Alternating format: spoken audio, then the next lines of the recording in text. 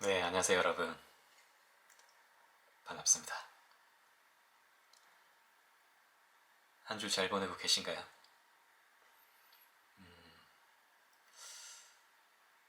3월 달인 것 치고 참 날씨가 많이 풀린 것 같아요.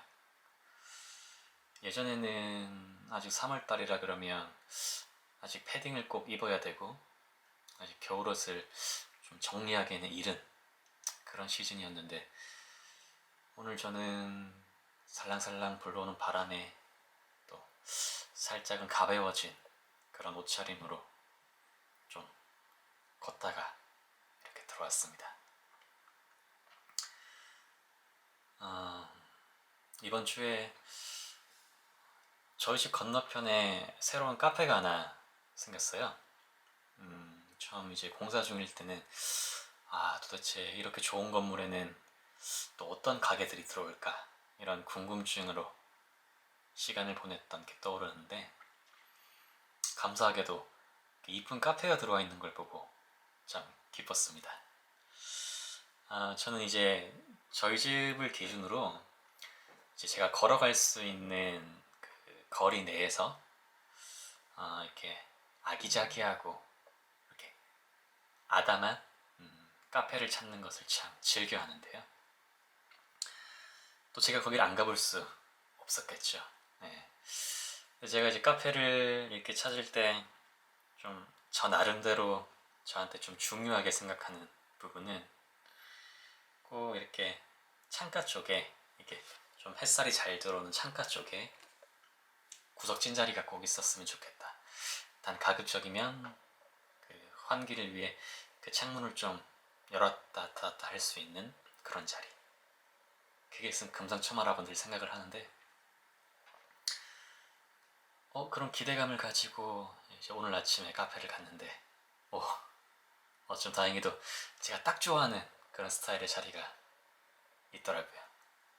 더 감사한 거는 아직 이제 오픈이라 알려지지 않아서 그런지 혼자 조용히 또 왠지 완벽할 것 같은 그런 하루를 보낼 수 있는 그 자리에 앉아서 지금 이 책을 또 다시 읽어보고 생각 정리를 좀 했었습니다.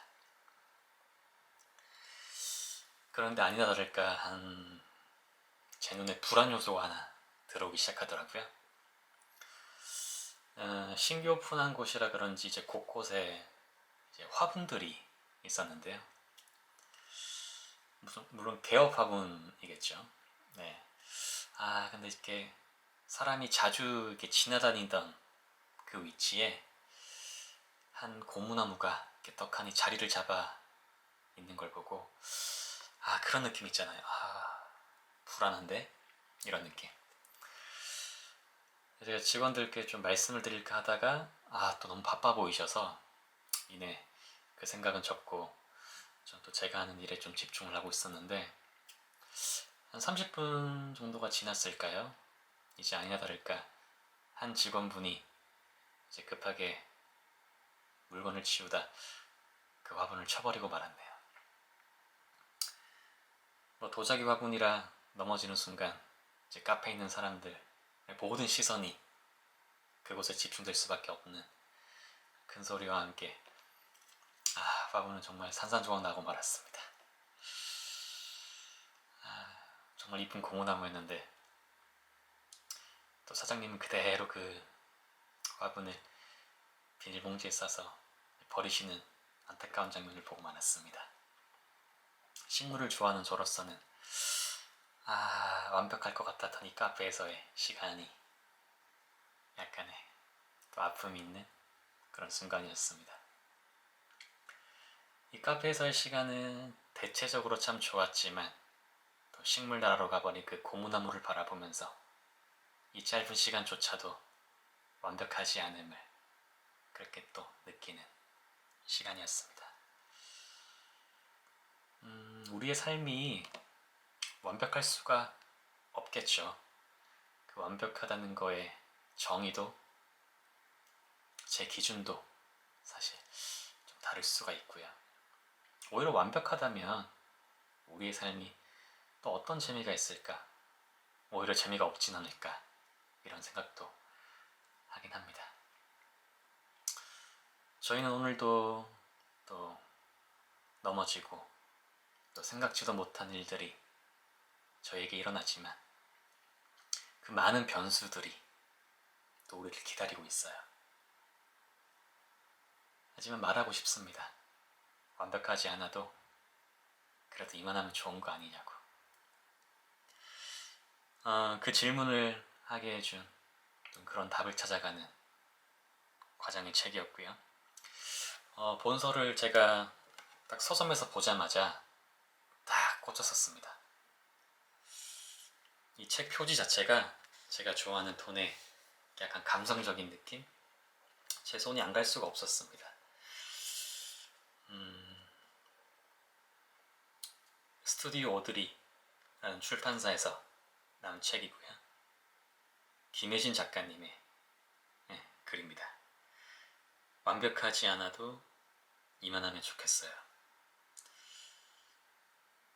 제가 마음에 들었던 문구들 몇 페이지를 읽어드릴 텐데요. 여러분들도 기회가 되신다면 꼭 한번 읽어보시기를 추천드립니다. 낭독 시작할게요.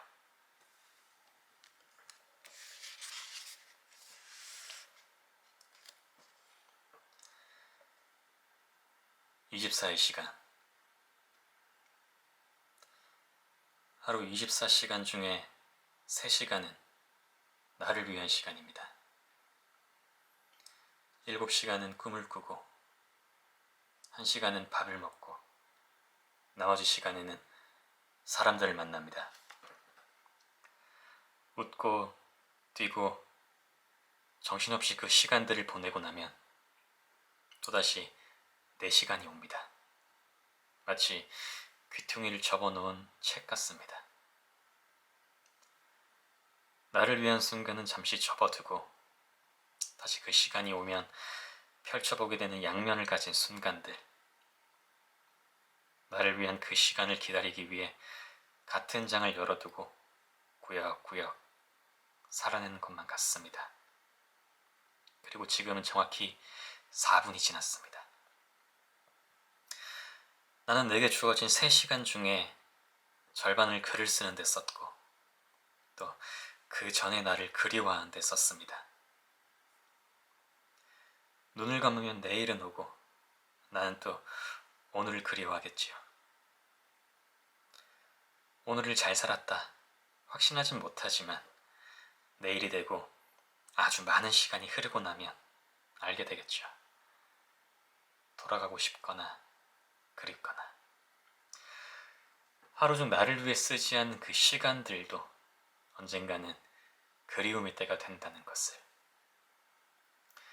이 3시간 속에서 나는 지난 21시간의 지친 몸을 일으키기도 하고 시커멓게 눌어붙은 세상의 것들을 속절없이 받아내기도 합니다. 그래서 일어나야 합니다. 몸이 부서질 것 같아도 눈이 쉽게 떠지지 않아도 나는 이겨내야 합니다. 오늘을 보내야 또 나를 위한 시간이 올 테니까요. 또 돌아가고 싶은 어제가 올 테니까요. 돌아보게 되는 나를 만날 테니까요. 다시 하루를 펼칩니다. 어제 내가 보낸 나의 시간 뒤로 오늘을 보내는 나의 시간이 있습니다.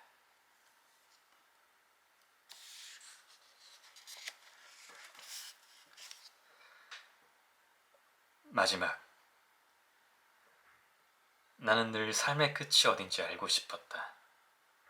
막막한 미래보다는 그 끝을 알게 되는 막연함이 오히려 더 낫지 않을까 하는 생각에서였다.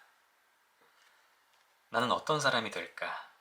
어떤 사람들을 만날까? 앞으로 내게는 어떤 좋은 일들이 펼쳐질까 하는 생각을 자주 했다. 내 불행이 어디쯤인지, 얼마나 불안한지 미래를 알지 못하며 까마득한 것도 비슷한 궁금증으로 둘 수 있을 것 같았다. 그렇지만 생각하는 대로 모든 일이 다 이루어지지 않는 것처럼 끝을 알고 시작하는 것들은 많지 않았다. 아니, 거의 없었다고 해도 과언이 아니다. 우리는 모두 미래를 알고 싶어 한다. 좋은 것만, 좋은 일만 찾아오기를 바라는 착각 때문일까? 삶은 드라마처럼, 영화처럼 그렇게 시시하지 않다. 결국 결말을 바라는 것이 우리에게는 기대감보다 허무함만 안겨줄 뿐이다. 우리는 우리가 어떤 결말을 갖게 될지 아무도 알지 못한다. 사실상 끝을 알면 좋은 일보다는 좋지 못한 일이 더 많이 일어난다. 끝을 알고 있다고 해서 내 방식대로 삶을 이끌어가는 게 아니라 나도 모르게 정해진 방향으로 나를 맞춰가려고 하기 때문이다. 결국엔 알고 있었던 미래가 밋밋한 현실로 돌아오게 된다. 끝을 생각하고 하는 연애가 불행한 것처럼 끝을 알고 시작하는 삶도 그다지 좋은 방향으로 데려가지는 못할 것이다. 우리는 누구도 끝을 알지 못한다. 내 삶이 어떻게 될지, 내가 어떤 사람이 될지 아무도 알지 못한다. 수많은 관계 속에서 마지막까지 함께 해줄 인연 또한 아무도 찾지 못한다. 어쩌면 우리 삶은 그래서 더 재미난 것일지 모른다. 그래서 더 열심히 살아가고 싶은 것일지 모른다. 더 간절히, 더 소중히 무언가를, 어떤 사람을, 어떤 꿈을, 사랑을 쥐고 있는 걸지도 모른다.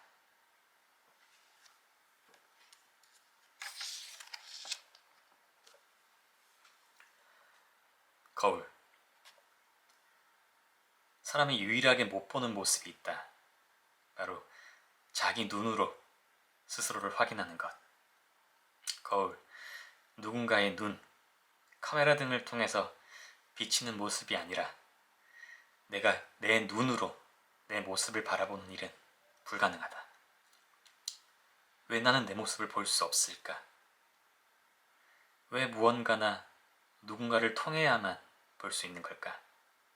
그러니 자꾸만 남의 잣대로 나를 보고 남의 기준에, 세상의 기준에 나를 맞추려고 들었다. 남들이 보는 나, 세상의 시선에 비춰진 내 모습만 생각하면서 내 눈으로 나를 보고 싶다. 누군가가 나를 판단하는 게 아니라, 나조차 나를 판단하는 게 아니라 그저 있는 그대로 나를 바라보고 싶다. 그 자체로 잘한다고, 잘하고 있다고, 고생했다고 내가 나에게 말해주고 싶다. 나에게 다정한 안부를 건네고 싶다.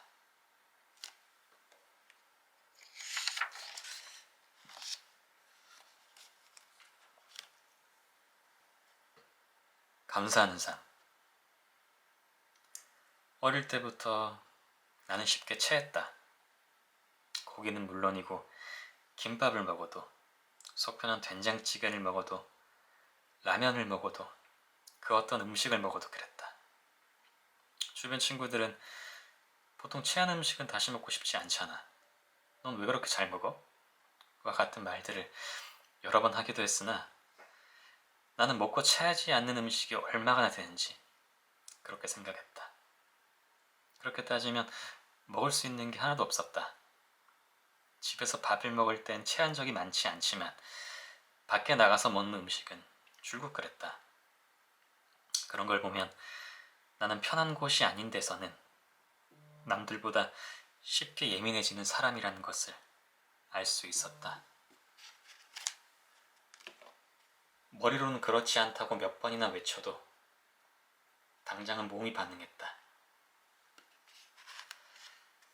체하면 속이 안 좋은 건 물론이고 두통까지 함께 왔다.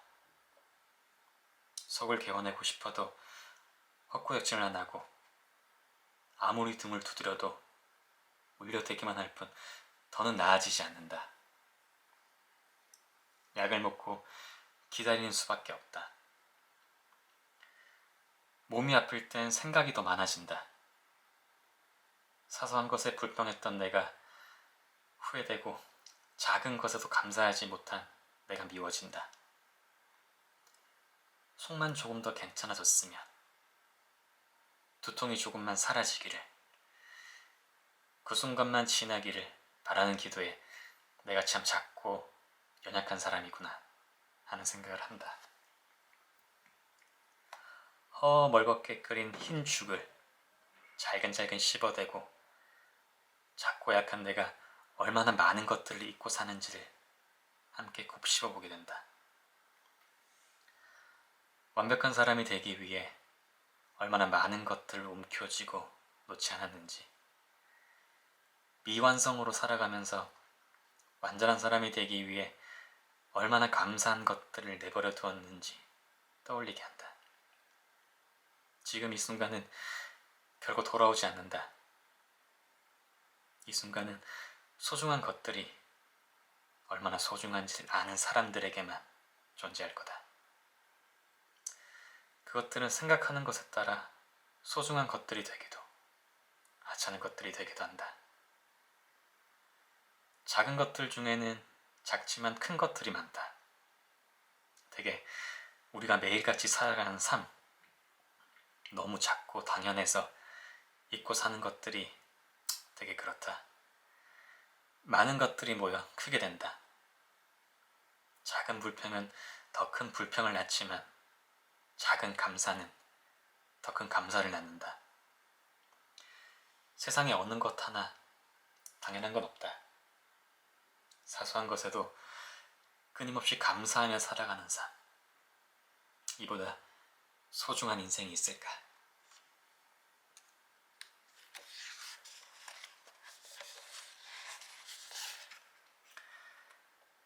둥근 사람이 되고 싶다.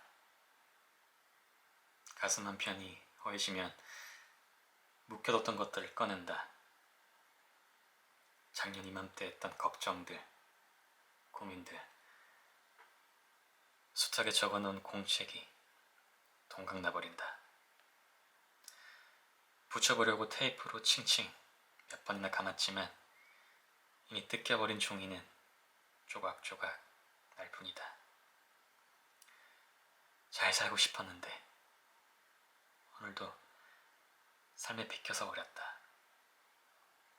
걸어가다가 발길을 잘못 틀어버린 탓일까? 모나버린 내가 길목을 서성인다. 둥글게 살고 싶다. 누가 무슨 말을 해도 시원하게 웃어넘겨버리는 둥근 사람이 되고 싶다. 뭐가 나더라도 한번 문지르면 다시 둥그러지는 그런 사람. 보나 보이지 않고 둥글둥글 사람들과 어울리고 싶다. 아직은 모든 게 어색하다. 도망가 버리고 싶을 때도 많지만 이제 더는 물러서지 않을 거다. 나는 내가 깎이고 없어져도 둥근 사람이고 싶다. 한 번쯤은 그렇게 둥글게 서성거리고 싶다.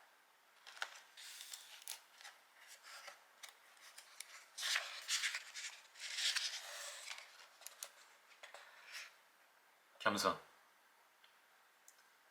그때는 몰랐던 것들이 이제야 드러납니다. 이전에 나는 파도보다 높게 살고 싶었습니다. 내가 낮아지거나 얕아지는 걸 두려워했습니다. 세상에 나오기 전까지는 어떤 고난도 헤쳐나갈 수 있을 거라 생각했습니다. 하지만 살다 보니 나보다 높은 것들은 참 많고 내가 낮아져야만 하는 일들이 더더욱 많았습니다. 나의 의지와는 상관없이 허리를 펴고 싶을 때도 굽혀야 할 때가 있었고 내 주장을 펼치기보다 접어야 할 때가 있었습니다. 가끔은 세상을 바꾸는 것보다 나 하나 바꾸는 게 쉽다는 생각이 듭니다. 낮아지는 게 괴롭다고, 작아지는 내 모습이 싫어진다고, 내가 사는 세상을 원망하는 게 아니라 내 마음을 바로잡는 게 더 낫다는 생각이 듭니다.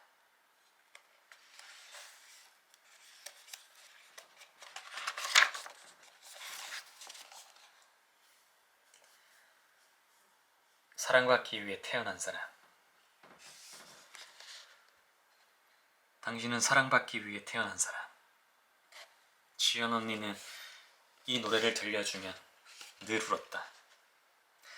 그 이유를 알게 된 건 2년 전쯤이었는데 어떤 노래든 신나게 부르던 언니는 생일이나 축하할 일이 있을 때 우리가 이 노래를 불러주면 슬픈 듯 깊은 눈물을 나고 터뜨렸다. 울지 않고는 그 노래를 다 부르지 못했다는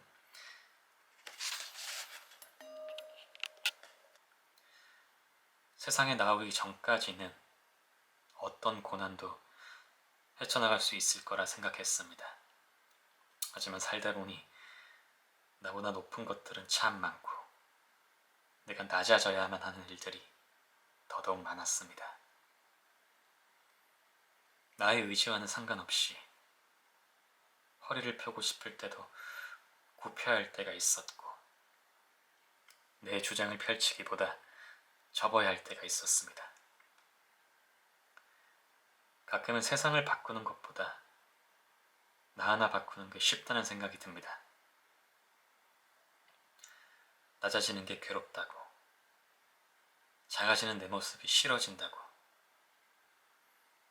내가 사는 세상을 원망하는 게 아니라 내 마음을 바로잡는 게 더 낫다는 생각이 듭니다.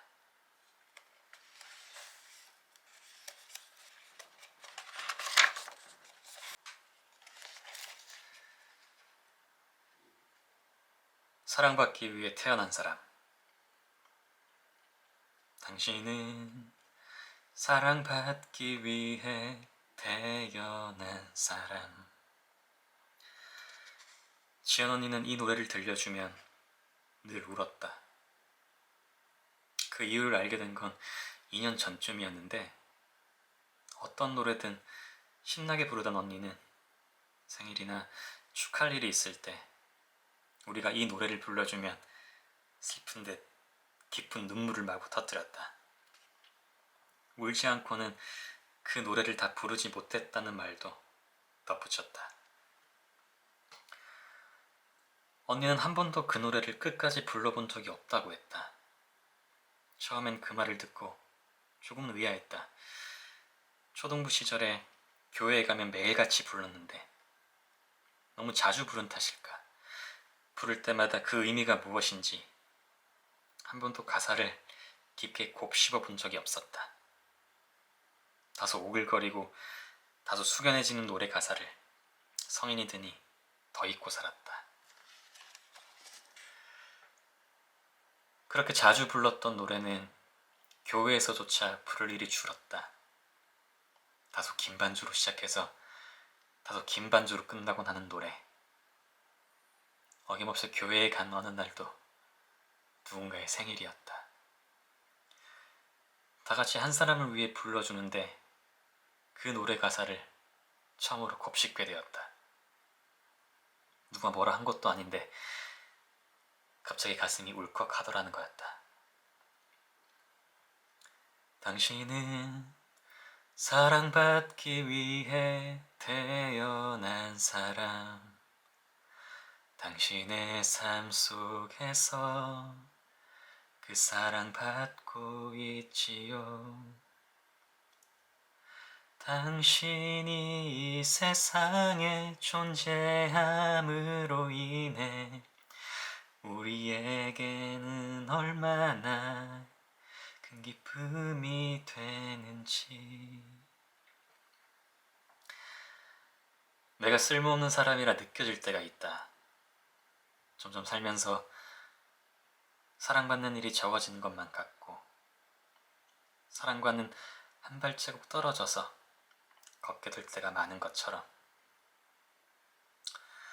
우리는 사랑받기 위해 태어났다. 사랑을 받고 사랑을 주기 위해서. 그래서 내가 한심하고 미울 때 인생의 의미를 가질 필요가 없다. 누군가가 아무렇지 않게 뱉은 말에 상처받을 필요가 없다. 괴로워하지 않아도 된다. 비교할 필요도 없고 나를 깎아내릴 필요도 없다. 우리는 당신이 존재만으로도 충분히 사랑스러운 사람이다. 그걸 알 때 우리도 사랑이라는 단어만으로도 기쁨의 눈물을 흘릴 수 있다.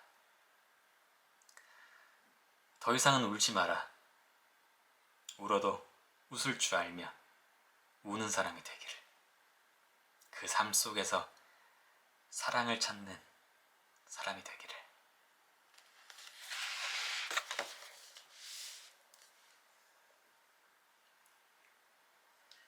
네, 이렇게 책을 읽어보았습니다. 참 따뜻하네요. 네.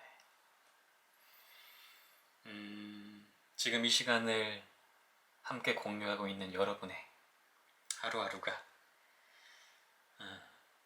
매일은 완벽하지 않더라도 이만하면 좋으니 또 같이 힘을 냈으면 합니다. 응원할게요. 이상으로 완벽하지 않아도 이만하면 좋겠어요. 책의 낭독을 마치겠습니다. 감사합니다.